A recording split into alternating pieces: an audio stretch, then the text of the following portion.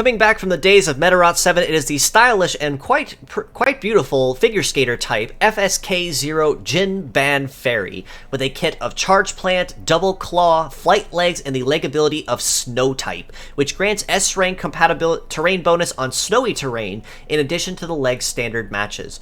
Now, if you were to use Ginban Fairy as a pure set, she's honestly a very conventional AoE melee fighter, with Claw being a scattered AoE move that damages one part at normal damage, and then 2 other parts at random for 1/3 further damage.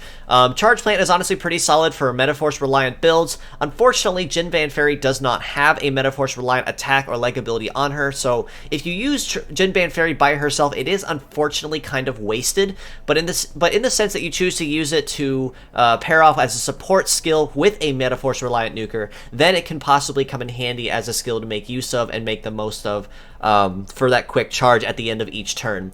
The Flight Legs, however, is honestly really solid as well for that naturally high mobility, but on top of that, Flight Legs also are pretty mixed in terms of what kind of terrains they're good on. S rank on I think 1 or 2, including Cyber. A rank on a couple other solid ones. So for the most part, it's a pretty solid leg you can generally never go wrong with. At the cost of it usually does not support a lot of, if any, heavy parts. However, with Ginban Fairy's leg in particular, that extra ability of Snow type means that she gets an additional S rank to a terrain that Flight Legs are normally not very good on. So that honestly makes it very handy for maybe conventional ailment fighters or conventional fighters just in general to go in there and make that quick swiper attack that most people may not expect immediately, because on Snow type terrain, Flight Legs only get, I think, B rank terrain bonus at best, which honestly means you're getting no terrain bonus at all. But with the S rank of Snow type, that changes everything.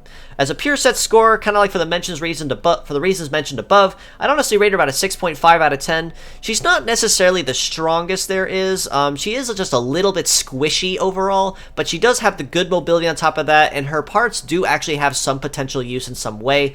Probably not as a pure set, but as a mixed parts score, a 7 out of 10, I would argue she is much more viable. The head part, like I mentioned, for support-based builds that use Metaforce-reliant attacks, Claw maybe for a conventional melee attack as a just-in-case, but the Flight Legs are definitely going to be the MVP on her. So if you are going to farm for Ginban Fairy, pick her up for the sake of having her. She definitely does have some pretty solid skills to make use of, but as a pure set, probably not the wisest idea.